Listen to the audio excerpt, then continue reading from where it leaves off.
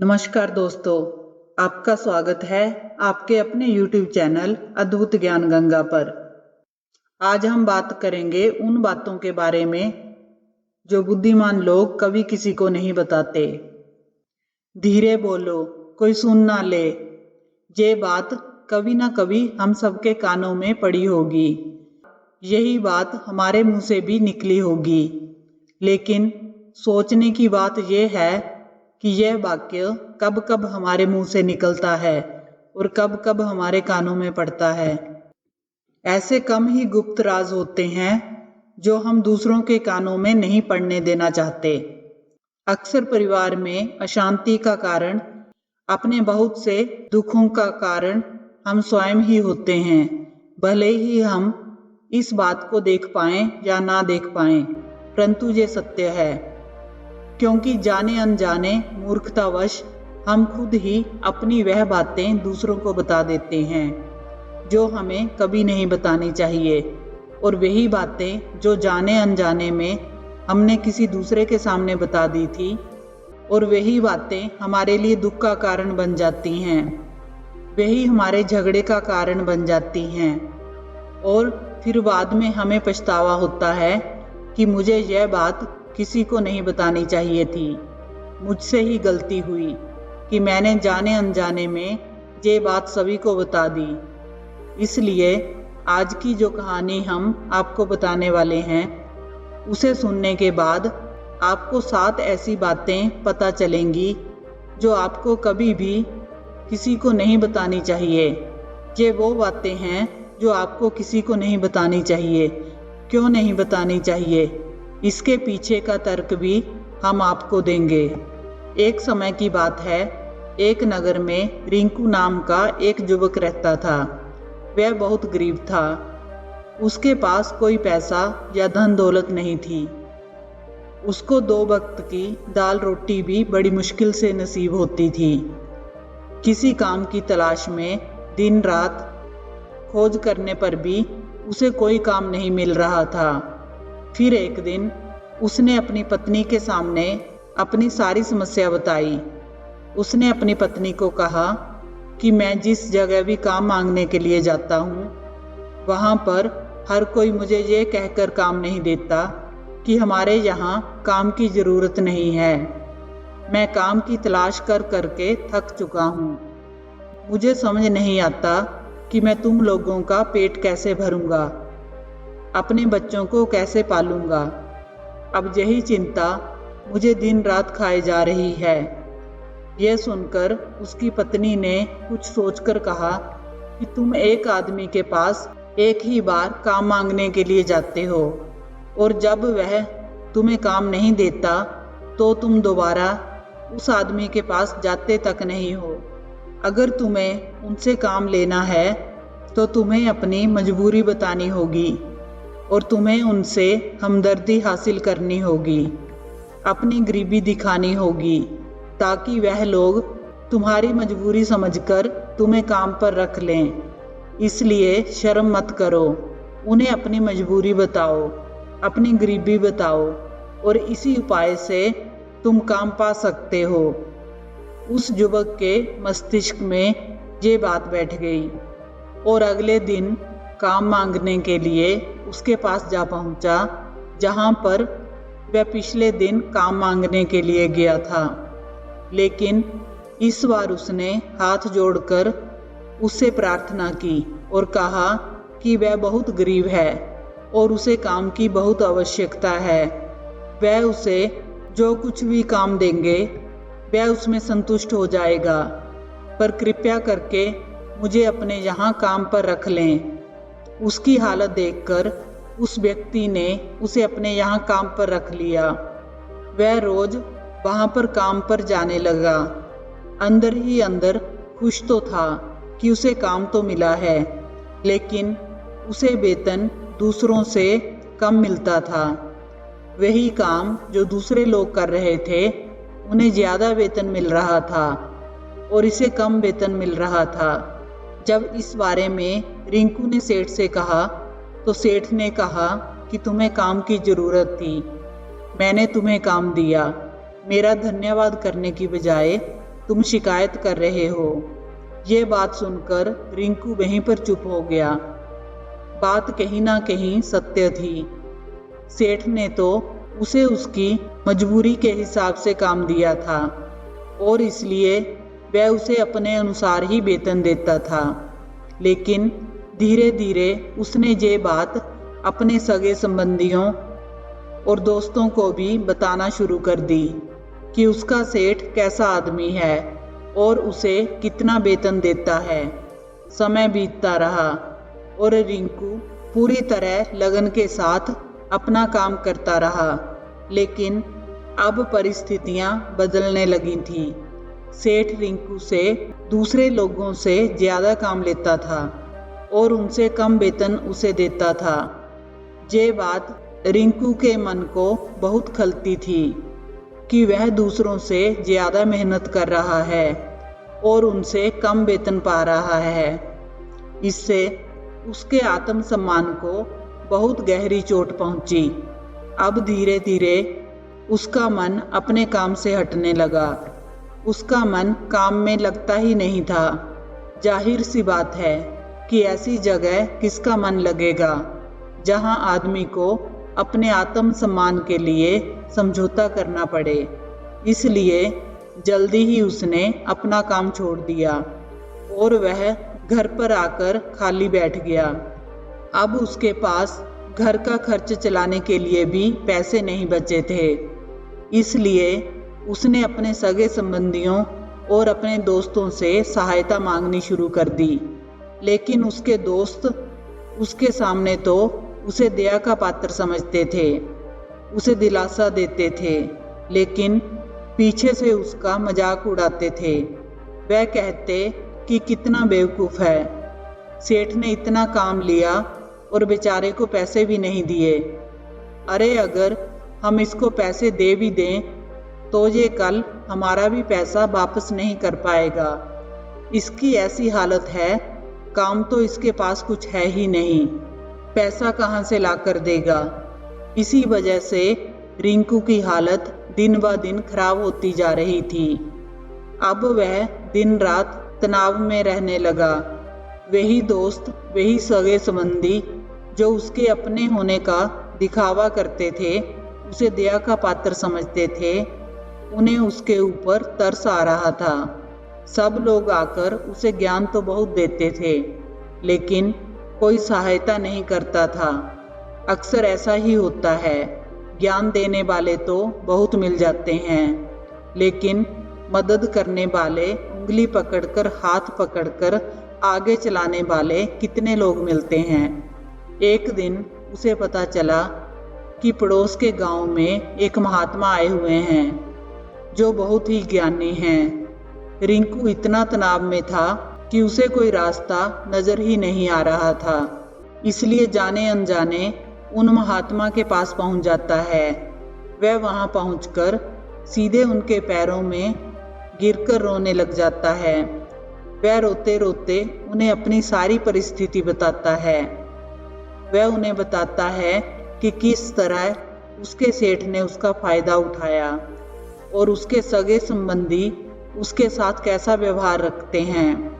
सारी बातें सुनकर महात्मा जी ने उसे चुप कराते हुए कहा कि ये सारी समस्याएं तुम्हारी बुद्धिहीनता और तुम्हारी अपनी ही मूर्खता के कारण उत्पन्न हुई हैं, और कहा कि अगर तुम्हारे अंदर विवेक होता तो इनमें से एक भी समस्या तुम्हारे चित्त को दुखी नहीं कर सकती थी। लेकिन तुमने अपने अविवेक के कारण, अपनी मूर्खता के कारण खुद ही अपने रास्ते में कांटे बो दिए हैं।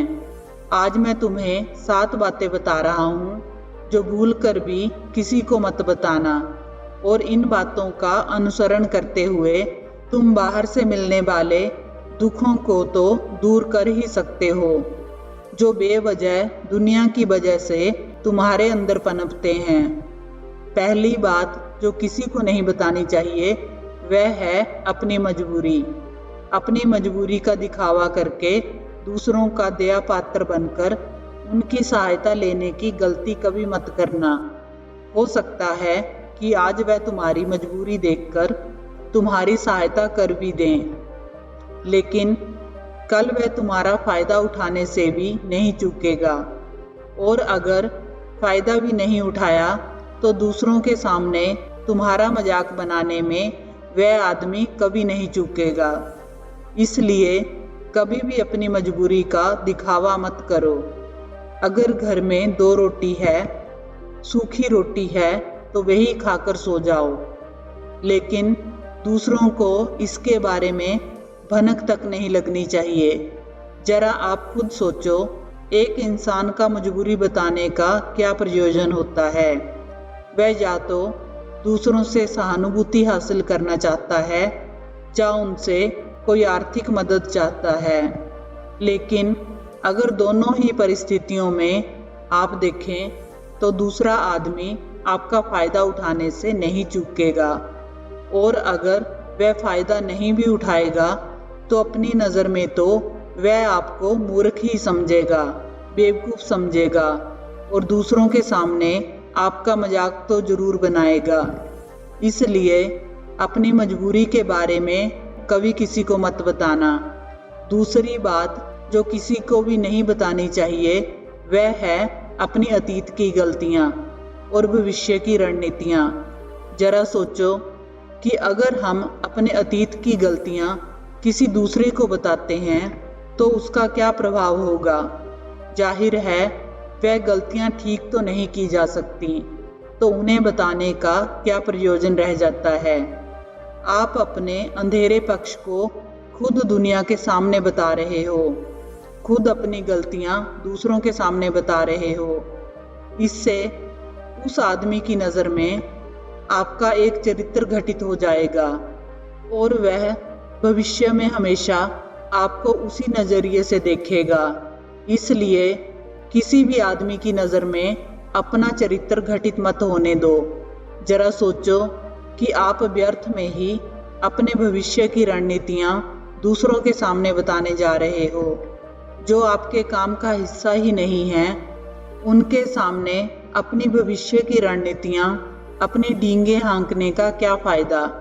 वह लोग आपकी सहायता तो नहीं करेंगे, लेकिन आपके भविष्य की रणनीतियों में बाधा जरूर बन सकते हैं।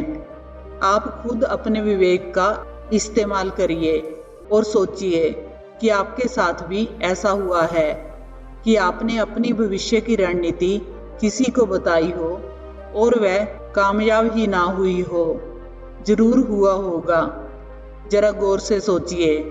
तीसरी बात जो किसी को नहीं बतानी चाहिए वह अपने घर की बातें। जो भी हमारे घर के अंदर आपस में बातचीत होती है, हमारे माता पिता के साथ, हमारी पत्नी के साथ, हमारे बच्चों के साथ, वह बातें परिवार तक ही सीमित रहनी चाहिए। अगर आप इन बातों का दूसरों के सामने ढिंढोरा पीटते हो तो दूसरों को आपके घर में घुसने का एक मौका मिल जाता है। वह इसका फ़ायदा उठाने से कभी नहीं चूकेंगे। वह आपके परिवार के सदस्यों को आपसे दूर लेकर जाने की कोशिश करेंगे। अक्सर ऐसा होता है, हम समाज में देखते हैं कि हम अपने घर के झगड़ों को कम करने के लिए उन झगड़ों को अपने पड़ोसियों और अपने सगे संबंधियों को बता देते हैं, लेकिन इससे आपको सहायता कभी नहीं मिली होगी, बल्कि आपके घर के लड़ाई झगड़े और ज़्यादा बढ़ गए होंगे। जाहिर है वह बढ़ेंगे। अगर आप अपने माँ बाप की बात दूसरों को बताएंगे तो आपके माता पिता को बुरा लगेगा ही कि हमारा बेटा हमसे बताए बगैर दूसरों को ये बातें बता रहा है। इसलिए अपने घर की बातें और अपने घर के लड़ाई झगड़े किसी के सामने मत बताना। अगली बात जो हम आपको बताने जा रहे हैं, जो किसी को नहीं बतानी चाहिए, वह सुनने पर बहुत अजीब लग सकती है, लेकिन उसका सत्य भी हम आपको एक तर्क के माध्यम से देंगे। हम कहते हैं कि अपनी आमदनी किसी को मत बताना। अब अपनी आमदनी ना बताने के पीछे क्या प्रयोजन हो सकता है? जरा सोचिए कि आप अपनी आमदनी अपने दोस्तों को बता देते हैं, तो जब आपके दोस्तों को ज़रूरत पड़ेगी तो वह सिर्फ आपको ही याद करेंगे, क्योंकि उनको पता है कि अगर आपकी आमदनी ज़्यादा अच्छी है तो आप ही उनकी मदद कर सकते हैं। इसलिए ज़्यादा लोग आपसे सहायता मांगेंगे, और जब आप उनकी सहायता नहीं करेंगे तो वह सोचेंगे कि इस आदमी के पास पैसे हैं, मेरी सहायता कर सकता है, लेकिन ये सहायता कर नहीं रहा है। इसलिए आपकी आमदनी आप दोनों दोस्तों के बीच एक झगड़े का कारण हो सकती है। और अगर आपकी आमदनी कम होगी तो लोग मजाक उड़ाएंगे, और आमदनी ज़्यादा होगी तो लोग सहायता मांगेंगे। इसलिए अपनी आमदनी बताने का कोई प्रयोजन नहीं है। अगली बात जो हम आपको बताने वाले हैं उसे अपनी गांठ बांध लेना, और किसी को ये बात मत बताना। अपनी कमजोरी और अपनी ताकत अक्सर इंसान को पता नहीं होती कि उसकी कमजोरी या उसकी ताकत क्या है, लेकिन अगर आपको अपनी कमजोरी और ताकत पता है तो पहली बात तो आप बहुत ही बुद्धिमान व्यक्ति हैं, और दूसरी बात कि आपको ये बातें किसी से बांटनी नहीं है, क्योंकि अगर आपकी कमजोरियां दूसरों को पता चल गई तो वह आपकी कमजोरी का फ़ायदा उठाएंगे, और अगर आपकी ताकत पता चल गई तो वही ताकत आपकी कमजोरी बन जाएगी, क्योंकि वह ताकत दूसरे आदमी को पता है। वह ताकत की काट भी ढूंढ ही लेगा। अपनी कमजोरी और ताकत के साथ साथ अगर आप अपने मित्र और अपने शत्रुओं के बारे में भी दूसरे लोगों को बताएंगे तो वह आपके मित्रों के साथ अपनी घनिष्ठता बनाकर आपको धोखा दिलवा सकते हैं। आपके गहरे मित्रों को आपसे दूर करने का प्रयास कर सकते हैं। अक्सर आम आदमी ऐसा नहीं करता, लेकिन आपके दुश्मन ऐसा करने की कोशिश कर सकते हैं, और दूसरी तरफ आपके शत्रु का भी किसी को पता नहीं लगना चाहिए, क्योंकि आज जो आपका मित्र है अगर कल वह आपका दुश्मन हो गया तो वह आपके दुश्मन के साथ ही मिलकर आपको नुकसान पहुंचा सकता है, आपको धोखा दे सकता है। इसलिए अपने सबसे अच्छे दोस्तों को भी अपने दुश्मन के बारे में कभी मत बताना। अगली और आखिरी बात कि जब तुम दान करते हो तो दान के बारे में भी किसी को मत बताना, नहीं तो दान करना व्यर्थ हो जाता है, बेकार हो जाता है। जब आप अपने दान का ढिंढोरा पीटते हो तो आप ये बता रहे हो कि मैं कितना बड़ा धनी पुरुष हूँ, और ये आपके अंदर एक अहंकार निर्मित करेगा। इसलिए दान गुप्त रूप से किया जाए उतना ही अच्छा होता है, उतना ही फलदायी होता है। जब आप एक हाथ से दान कर रहे हों तो आपके दूसरे हाथ को भी इस बात का पता नहीं चलना चाहिए। यह सारी बातें जो महात्मा जी ने रिंकू को बताई, इनमें संसार के सभी सिद्धांत छिपे हुए हैं। इन सब बातों का अनुसरण करते हुए आप अपने घर में सुख शांति का माहौल बना सकते हैं, और घर के झगड़े हमेशा के लिए दूर कर सकते हैं।